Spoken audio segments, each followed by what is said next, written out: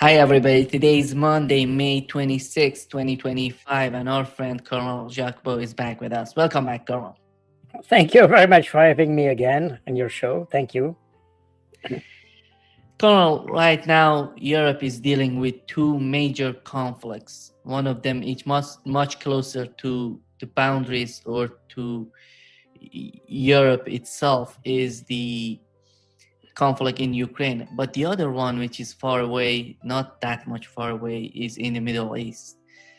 And here is what the conservative leader Kemi Badenoch in the United Kingdom said on Sky News about the conflict in the both conflict, but focused on the conflict in the Middle East. The language of the Prime Minister I'm not of asking Israel. you to police it. I'm asking what he has said. People need to know where you stand. Yeah, but I've been very clear where I stand. Hamas is a terrorist group. They are not our friends. I'm talking about what Trevor, you think about the Israelis' Yes, but it's all related. Who funds Hamas? Iran, an enemy of this country. An enemy of this country. Israel is fighting a proxy war on behalf of the UK, just like Ukraine is on behalf of the Western Europe against Russia. We have to get serious. We have to get serious. There was a terrorist plot in London against the Israeli embassy. We saw two Jewish members of the Israeli embassy in DC killed. Whose side are we on? We need to make sure that the hostages are returned. No one wants to see a war in Gaza. Palestinians are suffering. Netanyahu is complaining that he thinks our leaders are carrying out the wrong action. He has every right to say that. What I want to see is Keir Starmer making sure that he is on the right side of British national interest. That cannot be on the side of Hamas. Yeah, on the rights of the British national interest, and this is a proxy war in the Middle East. Your take, Colonel? Well, I think we are witnessing right now a series of narrative that emerge because we see that Israel has been, in fact, defeated by the Palestinians in Palestine, in the sense that all the objectives that they were to achieve was not achieved by the government of Israel, and in that sense, this is a defeat. This is exactly what I think Winston Churchill used to say, that if you are not winning a war such as this one, then you are just defeated. There is no possibility. This is the kind of war where the Palestinians are victorious. And we have a similar situation in Ukraine, in the sense that the idea was to weaken Russia, and the narrative we have heard in the last 3 years was precisely that Russia had no weapons anymore, no ammunition anymore, and they had no effective command and control organization. They were defeated, the sanctions were working, the economies collapsing, and so on and so forth. And in both cases, we see that, in fact, everything we have said in the past 3 years is false. And now we try to save face, if you want, by having new narrative that it was a proxy war in Palestine, that Russians are involved, and so on, Iran, and so on and so forth. And in Ukraine, we have exactly a similar type of negotiation. Now it's, of course, in the West, especially in Europe, since the Europeans, they never liked Trump very much. And now they are saying that Trump is doing the work of Putin. So we live in completely distorted realities. The West is unable to understand the root causes of the problems. That applies to Palestine as it applies to Ukraine. The issue of a population in Palestine, we are talking about Palestinians. In Ukraine, we are talking about the ethnic Russians in Ukraine, who are somehow oppressed by a government, the government who is supposed to protect them, That's Israel, because I remind you that according to the Geneva Convention, Israel is supposed to protect the Palestinians because it's an occupied territory. And in that sense, as occupying power, Israel has the obligation of protecting the Palestinians. But it doesn't, obviously not. That's acknowledged by all accounts of the UN and other organizations. So we have the case in Palestine, and in Ukraine we have exactly the same thing. You can think whatever you want about the Russians in Ukraine. The fact of the matter is that their rights, this population, the Russians were stripped of their rights in February 2014. And that's the reason why they started this kind of rebellion. And instead of finding a solution, the solution was there. So instead of implementing the solution that was provided by the Minsk agreement, the Ukrainian government kept shooting at its own population, because the Russians in the two Republic of Donbass, Donetsk and Lugansk, were in fact Ukrainian citizens. So in both cases, you have a government in Tel Aviv and in Kiev, on the other hand, who are responsible for a population, and they don't assume this responsibility, and they fire at the population. We have exactly the same situation. That's exactly what prompted the Palestinians to make this operation in October, on the 7th of October, 2023. And in Ukraine, that's exactly what prompted the Russians to intervene on the 24th of February, 2022. These are the reasons. And of course, there are other aspects that came for Ukraine, the issue of NATO and all that, which come into addition. But the reason why, I repeat, and I will keep saying and repeating that the reason why Russia intervened in Ukraine on the 24th of February 2022 is because the Ukrainians were preparing an offensive against the population of Donbass. And this offensive has been started to be planned on the 24th of March 2021, as Zelensky issued this decree to reoccupy Crimea and the south of the country. Period. That's as simple as that. So we have a very similar situation in both cases. The problem is that in both cases, those who the West is claiming are the weakest ones, the delinquent ones, the evil ones, and so on, at the end, they are winning. And that's exactly the problem. And now we are trying, because we had this narrative of Palestinians. Nobody talks about the rights of Palestinians, by the way. Nobody talks about the way Israel took over, in fact, the whole territory of Israel. I remind you that there is not a single square meter of Israel that has been given to the Jews. Not a single square meter. The resolution of November 1947 asked for a referendum in order to have this opportunity to create two states, or to stay in the same situation. That means one state with two populations. Since the Israeli didn't want that, they simply took arms already at the end of 1947, before being declared as independent, and they took over the country.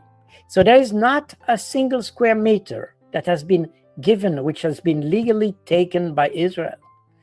In addition to that, those territories, such as Gaza and the West Bank, these are considered as occupied territories, And according to a resolution of the UN General Assembly of July last year, Israel has to leave these territories and to let Palestinians live in these countries.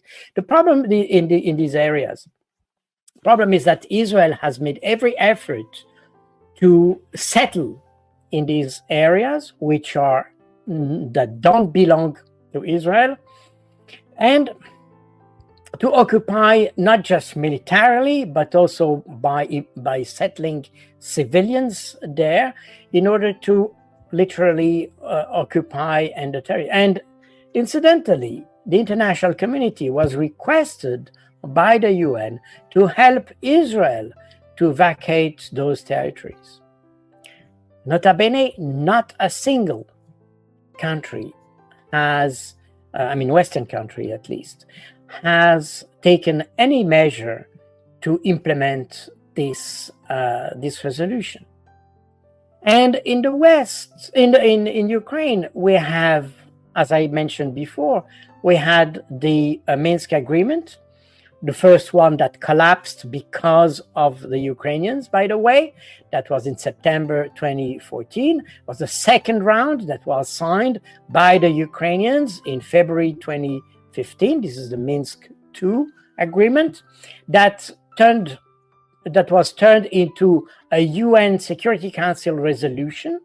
That means approved by all the 5 permanent members of the Security Council. So meaning that basically this resolution should have the support of the 5 Ps, as we call them. And in addition to that, the document that was signed in Minsk in February 2014 was signed, of course, by the Ukrainians and the leaders of the 2 republics it was not republics, the 2 oblasts of Donetsk and Lugansk. They were not republic at that time, and they were guaranteed by 2 Western countries on the Western side. That means France and Germany, and guarantees by the Russians on the other side. In fact, the only country that respected the agreement was Russia. And we are always in the same scheme. The West signs agreements, but as soon as those agreements don't suit their political objectives or the policy of the moment, they just discard and make as if these agreements didn't exist. And that's exactly what creates the problem. And we have the same problem in both cases, Palestine, in Ukraine. We have conflicts that are in fact created by the fact that the West has not respected international law. In addition to those countries like Ukraine, who started shooting at its own population, and Israel that started shooting at the population it's supposed to protect. And it does it continuously since 1948. So nothing really new there. But the core problem and the root causes of both problems is precisely that the West, or those who are considered as part of the Western world, such as Israel, do not respect international law. This is as simple as that. And therefore, of course, then you have behaviors. Then you can ask and say that Hamas is a terrorist. But again, terrorist. I mean, my uncle, who used to be in the French resistance during World War II, fighting against the Germans, was also considered as a terrorist by the Germans. And today, the idea or the word terrorist is used just as it suits people or not. Take Mohammed al-Jalani, the head of the Syrian government, who used to be terrorist, recognized as such by the UN even, who had a bounty of $10 million on his head. was still received by Western powers, was welcomed by the Germans, the French, and so on, although is officially considered as terrorist. I remind you that the Hamas is not considered as a terrorist movement by the UN, as an example. So when this British politician used the word terrorist, this is just her own mind, or the mind of the British government. But that's it. And then when they want to talk to Jara or Al-Sara, as his name is today, I mean, they just dropped the word terrorist. I call him Al-Shara. Al-Shara, sorry. Yes, thank you. I remember even the Al-Jolani, because it's Al-Golani, in fact. It comes from the Golan, which is, by the way, also illegally annexed by Israel. The Golan doesn't belong to Israel. It's, according to international law, the Golan belongs to Syria. And by the way, this is still a contentious issue between Syria, even the new government, and Israel. So we see that the West is constantly breaching international law, and then it complains when people start taking arms against them. This is just insane. We bomb them. We bombed Afghanistan, we bombed Iraq, Syria, Libya, you name it. And now we don't feel comfortable when they react. This is just, if it were not tragic, it's comic. It would be comical, because it's so insane, inconsistent, illogic, that we are exactly in a situation where we create our own problems. And what when we talk about both conflicts, we could add Iran, by the way, but okay, when we talk about those open conflicts, let's say, we see that the narrative is evolving, but always in the same direction, by the way. There is no self-correction process. It continues in the wrong direction. And at the same time, we see that in our own countries, we have increasing problems. Exactly with the same thing, by the way, with the rule of law. We have censorship. We have increased. Then, for instance, in France, if you demonstrate in favor of Palestine, you can be charged with the accusation of supporting terrorism. You know, this is just insane. And of course, you had those French politicians who used to say, for instance, that Hamas is Islamist, the Islamic State is Islamist, and since the Islamic State attacked France in 2014, 15 and 16, then Hamas attacked France. You see, this kind of reasoning that are completely stupid, that doesn't make any sense. It made even less sense that the Islamic State considered Hamas as enemy.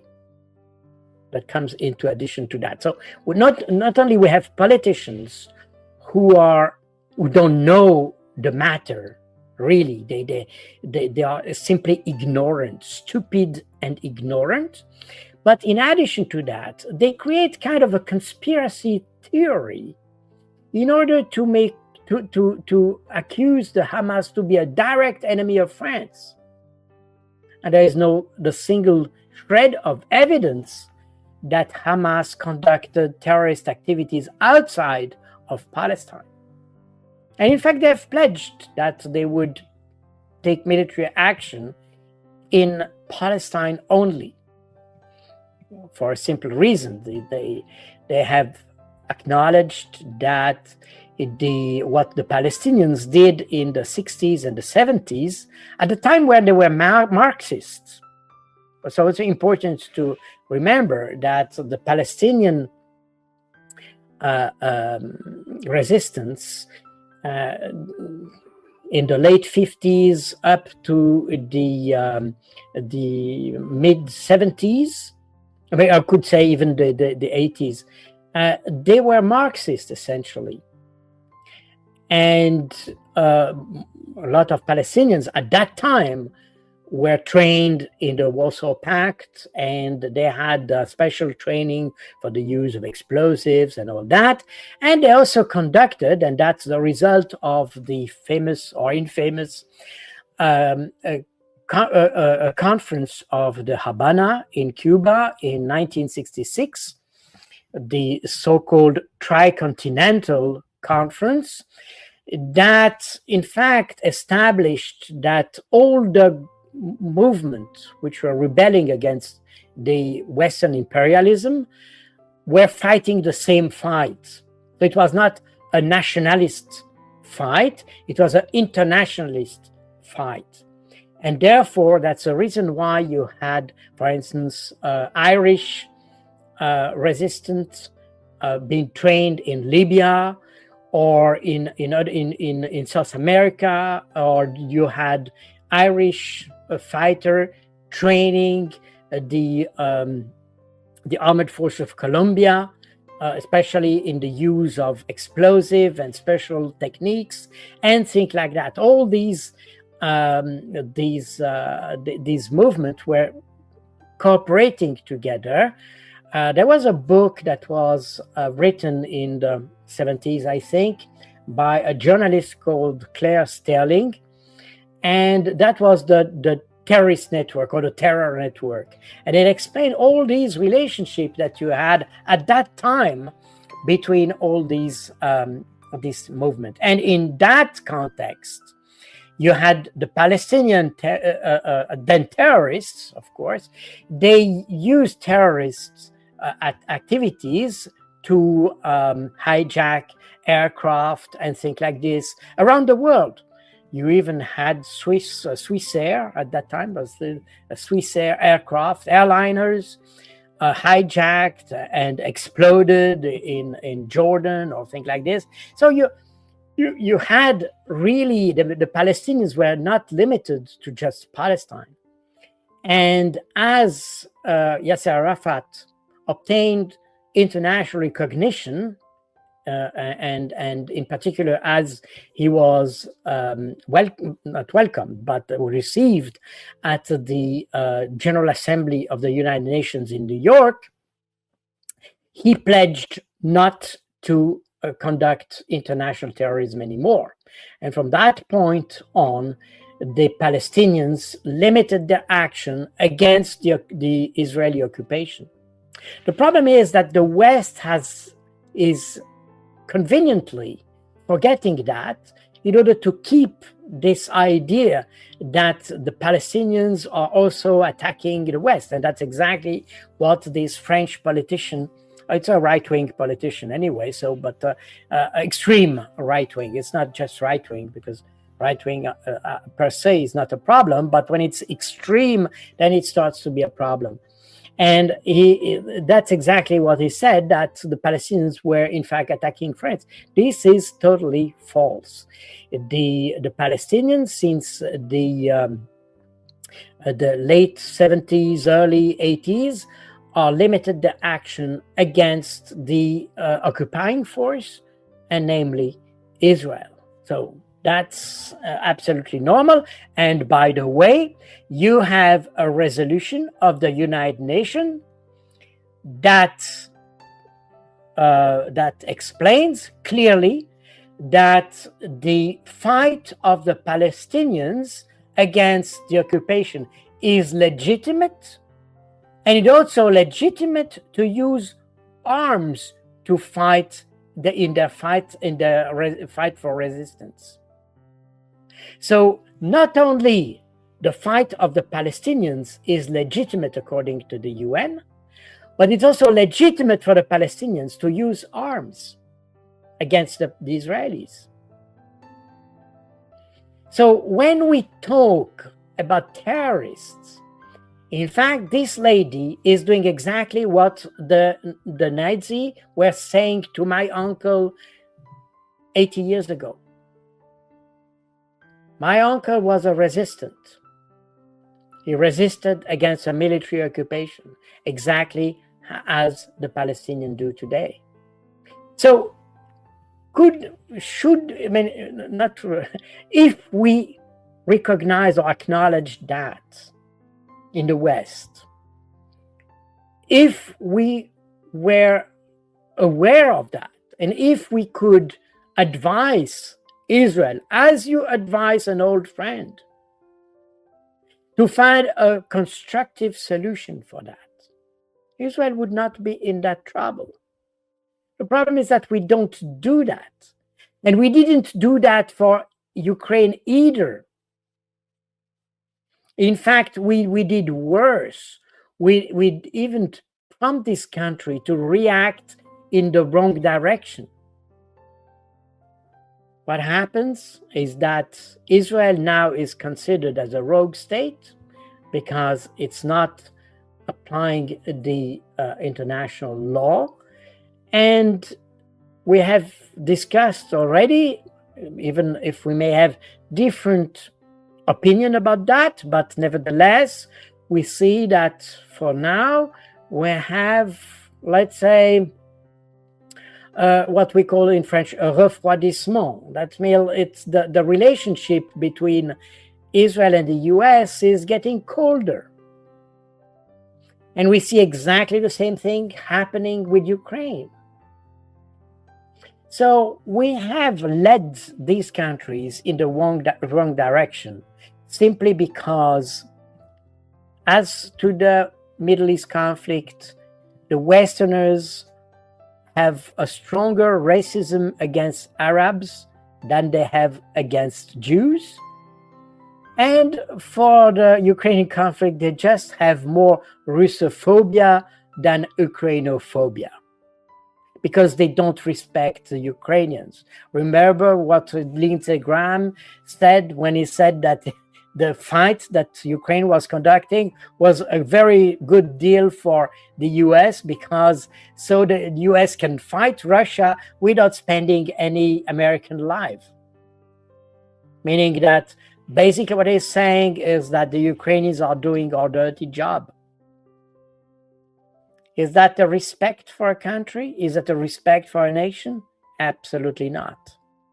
So we are in this situation. We just hate Arabs more than Jews, and we just hate Russians more than Ukrainians. That's the only explanation for that. And that's not very glorious for the West. When we talk about values and all that, what are we talking about? Colonel, when we talk about the conflict in Ukraine, as you've mentioned, we thought that the situation somehow, because of the Israeli lobby in the United States and the difficulties of what's going on in the Middle East, the situation in Ukraine would be much easier to deal with on the part of the Trump administration. Donald Trump, look at what Donald Trump is doing somehow, as you've mentioned, the relationship between the United States and Ukraine is not getting stronger, it's just getting weaker as time goes by. But it doesn't seem that Donald Trump himself has some sort of realistic understanding of what's going on in Ukraine. Because his latest post on the Social Truth, he said that I've always had a very good relationship, he said, Donald Trump says, relationship with Vladimir Putin of Russia, but something has happened to him. He has gone absolutely crazy. He is needlessly killing a lot of people, and I'm just talking about soldiers. And what is in the mind of Donald Trump himself when he goes this way on Vladimir Putin? If he talked with Vladimir Putin, he had a phone call, more than 2 hours they talked to each other, and he comes out and just putting on his social on his social network a post that is just putting the blame on Putin because they're not achieving anything in Ukraine. Your take on what's going on with the United States under Donald Trump? Well, first of all, the first step when you try to solve a conflict, regardless of the size of the conflict, can be personal or international. The first step is first to understand what is at stake for both parties. And the issue is that for some reason, we are totally unable to understand the Russian position. We still consider that Putin wants to gain territory, while the essence of the Russian intervention, as I said before, the essence of the intervention was to protect the population of Donbass, period. And of course, the problem is that we have some interference with other aspects. For instance, even in the West, a lot of people who are pro-Russian consider that the reason for Putin to come into Ukraine was NATO. It's not exactly that.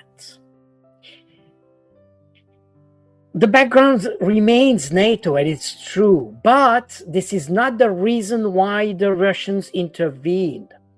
And to understand the rationale there, we have to go back to this interview that I mentioned several times on your channel and others, which is this interview of Alexei Arestovich of the 18th March 2019, where he explains that if Ukraine wants to enter NATO, it has to defeat Russia first, because they are in conflict, and NATO will never accept to a member which is already in conflict. Therefore, they need to defeat Russia first.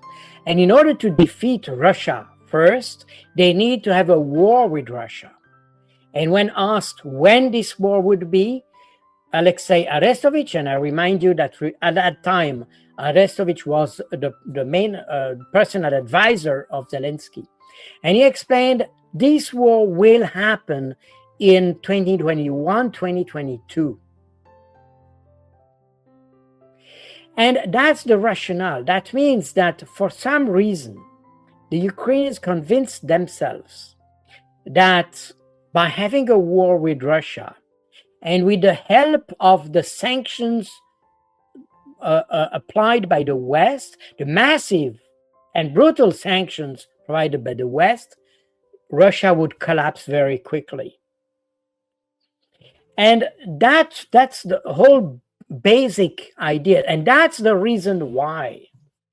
I mean, this idea of Ukraine who might be member of NATO and things like this was raised at the Lisbon meeting of the NATO meeting, if I'm not wrong. That was in 2008.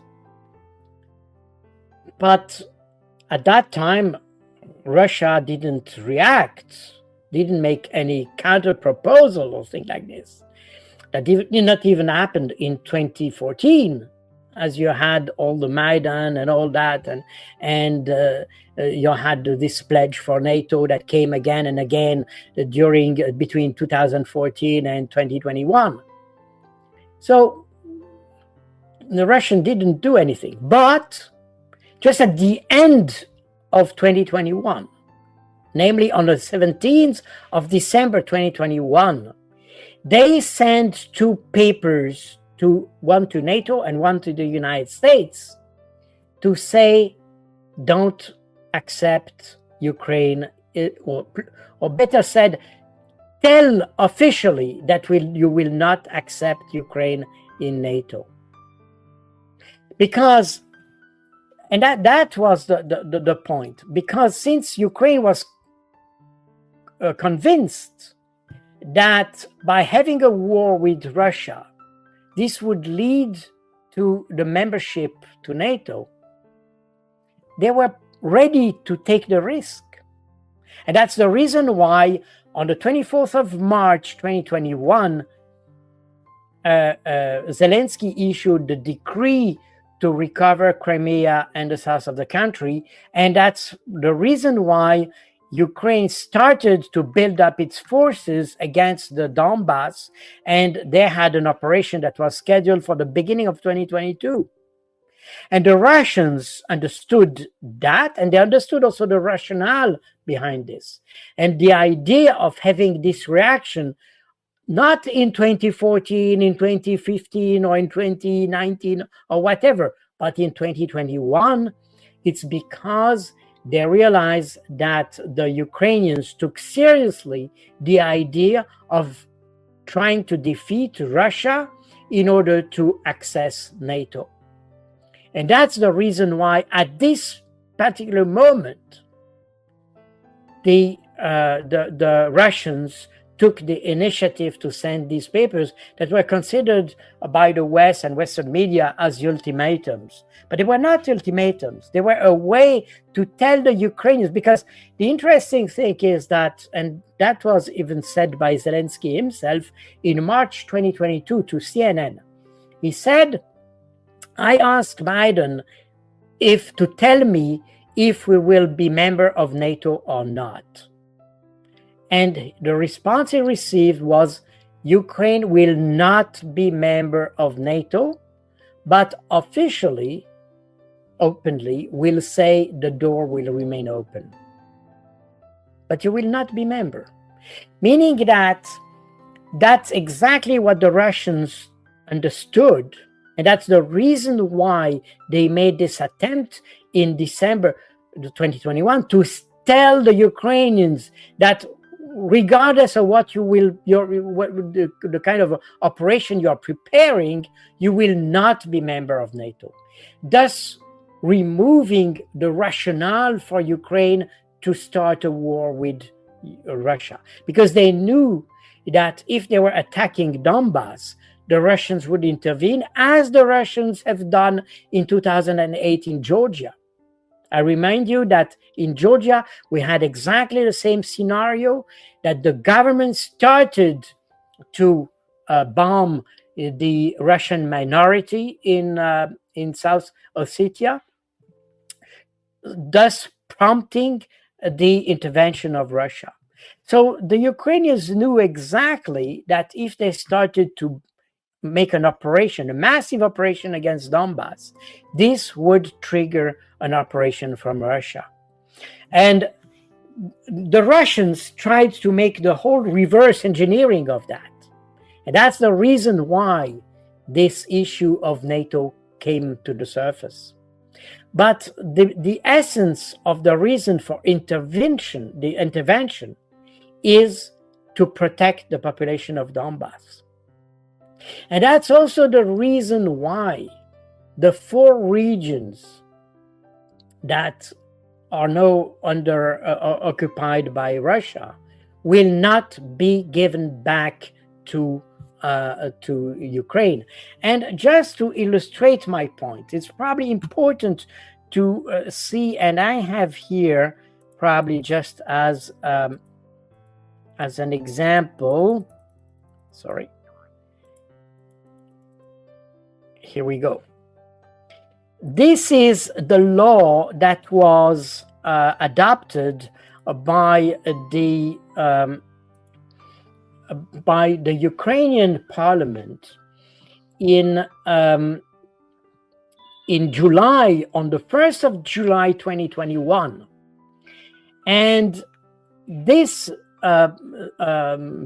MP, the MP of the Rada, the Rada of Kiev, said on the 2nd of July, so one day after the adoption of the law, and he said, at the legal level, Russians are not indigenous people, so they will not be able to fully enjoy all human rights and fundamental freedoms defined by the norms of international law, as well as those provided for in the Constitution and laws of Ukraine, unlike Ukrainians, Crimean Tatars, Karaites, and Krimchaks.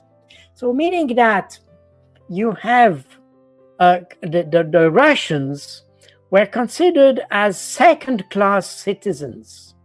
And they are still considered as second-class citizens by the laws of Ukraine. In that context, how do you want Russia to return those territories where you have ethnic Russians living? They will not, and they have explained that, by the way. The problem is that nobody mentioned this law. And this law is a similar pattern, not as strong, but it's a similar pattern as the one that were adopted in 1935 by the Germans against the Jews. The so-called Nuremberg laws were exactly the same idea. That means that your rights are defined not by what you're doing, but by who you are. And that's exactly the same thing here. In most countries, in Western countries, and countries where you have the rule of law, in essence, all the citizens are entitled for the same rights, regardless of their color of skin and their religion and their political beliefs and so on. But here, no, it's exactly that. And for that reason, and that's exactly what the Russians understand as Nazification, denazification. It's to extract the Russians from laws that are in fact unjust and do not respect the human rights. And that's exactly what we have today. The problem is that we are never understanding that, and I don't even know if Trump knows that. As a result, if you don't understand the context, then it's easy to think that Putin is extremist, radical, and things like this. But if you look at exactly what I explained, then you would say, well, the Russians are right to do so. Because if instead of the word Russian, you would have the word American, Swiss, French, or whatever, who would accept that in a country your ethnic group would have an inferior status as the other, just simply because of the DNA? You see? So this is something that, of course, is ignored by the media. But that's the rationale behind the whole conflict. And of course, then people turn that in the sense that, oh, that's Russian propaganda. No, it's not propaganda. And if you come back to this document, you will see that this is Ukrainian media. In fact, this is APNU in originally, I put it here. This is a version, or maybe I can. Oh, sorry. Sorry. I will come back here, and sorry. I can find there is the Ukrainian version of that. Oh, sorry. I will. It's too cumbersome to do it here. But this is a text from Ukrainian media, and this was said by a Ukrainian parliamentarian. It's not Russian or Putin or whoever. So the problem is that we just want to ignore and we discard what is inconvenient for us. What is inconvenient for the narrative, we simply discarded. And then, of course, we consider the others as crazy because they don't think as we do. The problem is that the perception we have is totally different from the perception they have, because they have the comprehensive picture and we have only a limited picture. And that's exactly where we are. And that's the reason why this conflict in Ukraine is more difficult to solve than expected. Because our assumptions for the conflict are not exactly the ones that are understood by the Ukrainians and by the Russians. As a result, we cannot accommodate both. And that's exactly the weakness. We have mentioned that several times on your channel. Is exactly the weakness of the Trump team, especially Keith Kellogg, because he failed to understand the real context of the conflict. And his proposal that he come, and which is basically the same proposal that comes again and again, and that got the support with some modification by the Europeans and so on. This solution, with quotation marks, is a solution that in fact respond to the way Americans understand the conflict, not the way the conflict is waged on the ground. And I repeat, I'm from strategic intelligence, and the motto in intelligence is that from the way you understand a conflict comes the way you solve it. If you don't understand it properly, you will not solve it properly.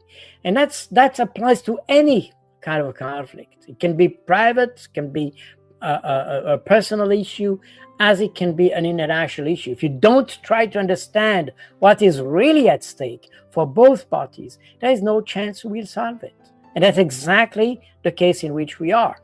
In addition to that, there are more functional issues, because you asked about Trump, and Trump has, at least we can say, the positive aspect of his approach is that at least he would like to solve the problem, which is exactly what the Europeans don't want to do, by the way.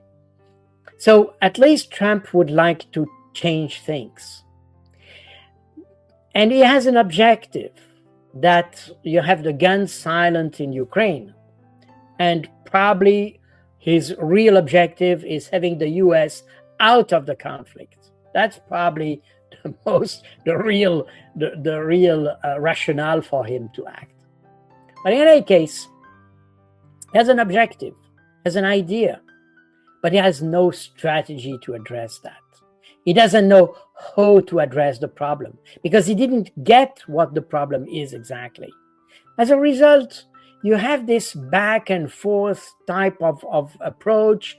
He changed mind. One day Putin is a great guy, the next day he's a crazy, and one day is in favor of the solution proposed by Putin, the next day it's a solution proposed by Zelensky, and so on. So it's impossible to have any kind of consistent approach.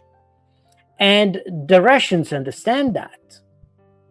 By the way, this is exactly the same thing you have when we talk about the trade war with China and others. You have tariffs on one day, then they're reduced the next day, and they're reinstored the third day. So, you know, how can you have this kind of messy management? This is a type of management without a strategy. The strategy is your line of conduct, if you want. You have an objective, and the way to address this objective is defined by your strategy. Problem is that when you don't have a strategy, then you have a kind of erratic path to reach the objective.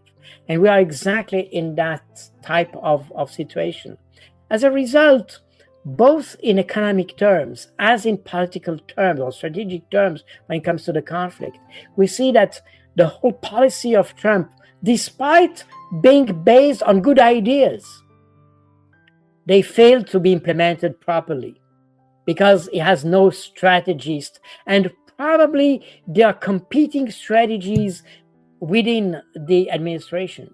Those who would prefer to confront Russia, those who would prefer not to confront at all, and things like this. I mean, we can probably argue, but apparently you have those differences between Rubio, Kellogg, and others within the administration, making the thing even more complex. But the reality is that you have absolutely no strategy to address the objectives. And when you go in the European area, I mean, if you look at the Europeans, they don't have any objective, and they don't have a strategy. Well, If you don't have an objective, it's logic that you cannot have a strategy, because the strategy essentially is how you reach the objective. So if you don't have an objective, that you, mathematically speaking, you don't have a strategy. And that's exactly what's happening. And you have, on the European side, the only thing they know is that they want to weaken Russia. And that's exactly what Kaja Kallas said, Ursula von der Leyen said, what Macron said, and Keir Starmer said. And these are the dominant voices currently in Europe.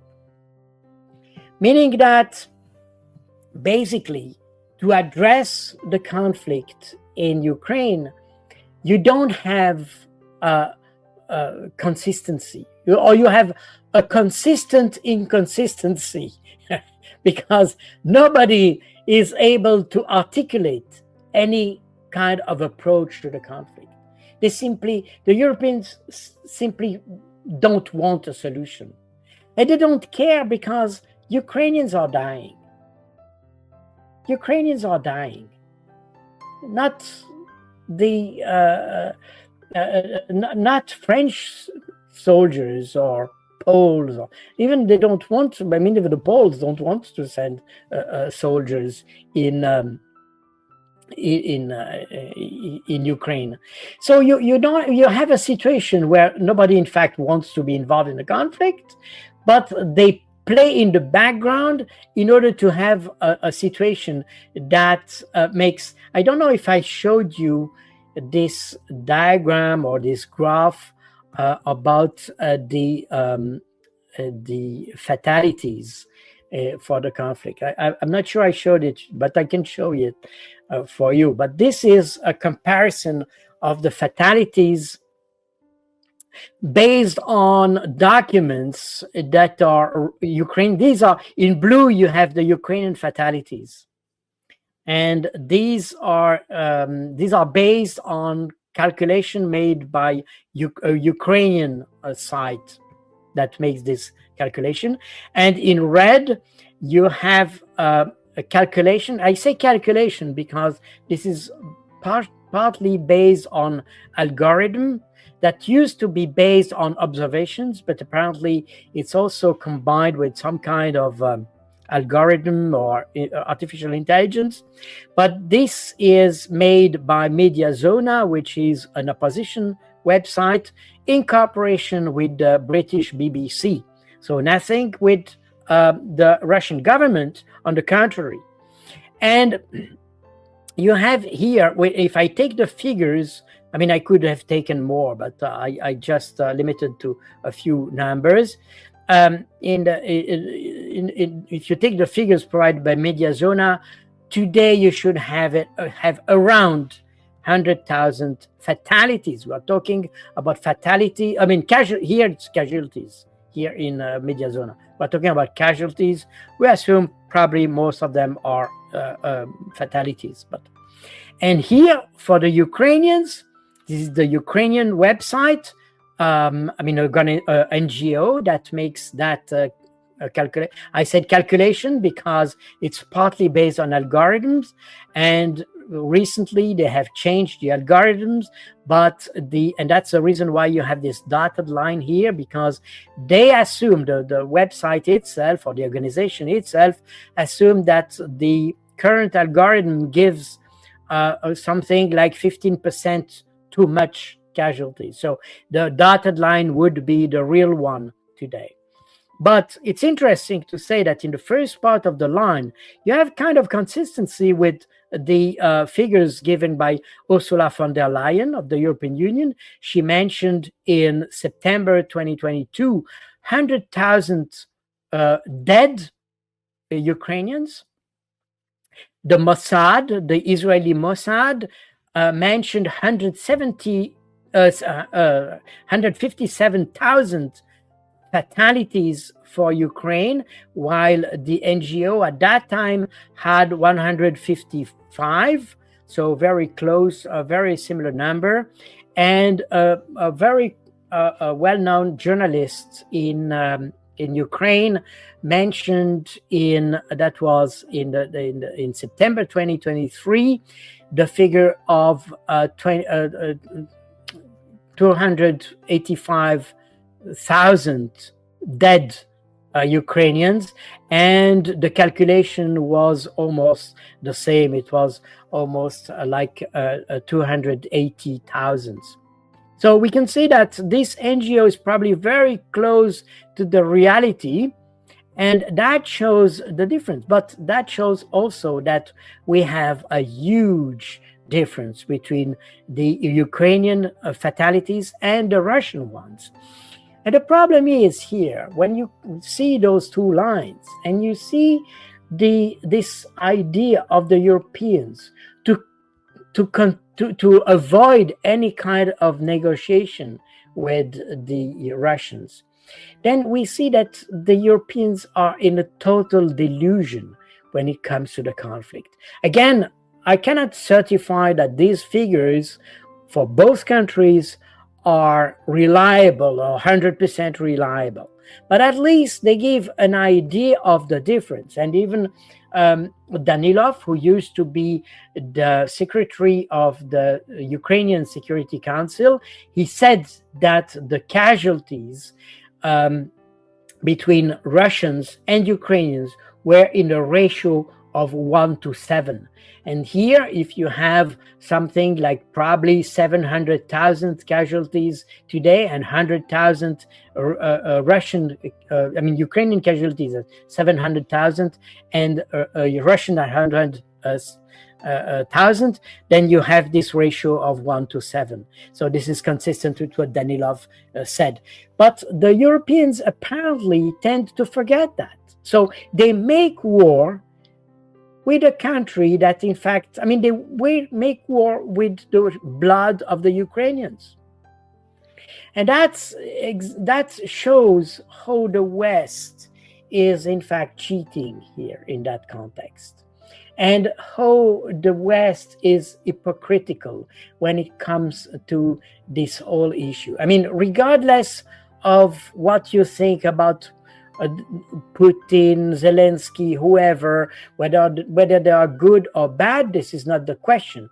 The fact of the matter is that people are dying for nothing. And we know that.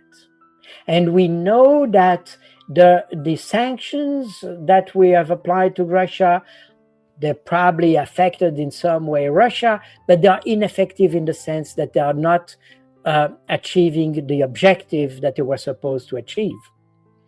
As a result, we wage a war that we know is pointless, with an approach which is equally pointless, and the only victims of that are, in fact, the Ukrainians. And that, in my view, explains exactly why we are so doomed, in fact. And at the end of the day, the Russians will probably win this war, but the cost and the price paid by Ukraine will be enormous.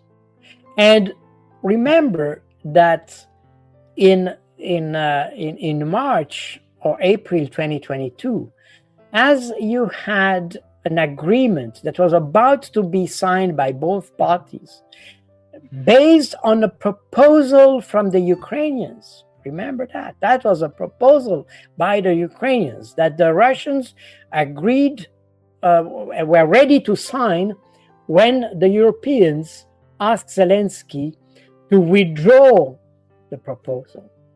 At that time, you had probably only 60,000 dead on the Ukrainian side.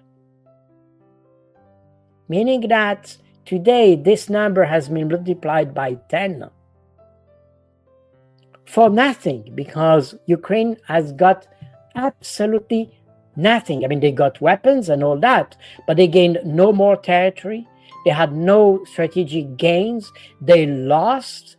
And that what was the result of the European policy towards Ukraine. Instead of acknowledging from the very beginning, and that's the reason, remember that Zelensky asked already on the 25th of February, that I mean 1 day after the beginning of a special military operation, Zelensky asked the Swiss foreign minister to organize a peace conference because he understood that the reaction of Russia, that was anticipated, but probably not in that size. The size of the Russian response surprised the Ukrainians. And I think Zelensky realized that he launched something that he could not master. And for that reason, he wanted to start this peace process. This peace process, eventually the conference was not made in Switzerland, but you had a negotiation process that started in Gomel at the Belarus-Ukrainian border. Eventually was stopped by the European Union. European Union stopped the process once. And then Zelensky resumed or restarted with a more concrete proposal in March 2022. And that gave the occasion of the Istanbul process that was stopped by the Europeans also. So the Europeans, in fact, played with the Ukrainians. Zelensky has realized at that time that he was playing a game that Ukraine was not able to play, and certainly not to win. He understood that. But somehow the Europeans convinced Zelensky that with the help and the support of the Europeans and the Western at large, Ukraine could probably win this conflict. And that's the reason why at the end the Ukraine continued in a war process rather than a peace process. But that shows how the West has played a very negative role in the whole history. And I would, if I were Ukrainian, I would be extremely angry at the Europeans. Extremely angry. Yeah. Thank you so much, Carl, for being with us today. Great pleasure as always. That was my pleasure. Thank you for inviting me. Thank you. My pleasure.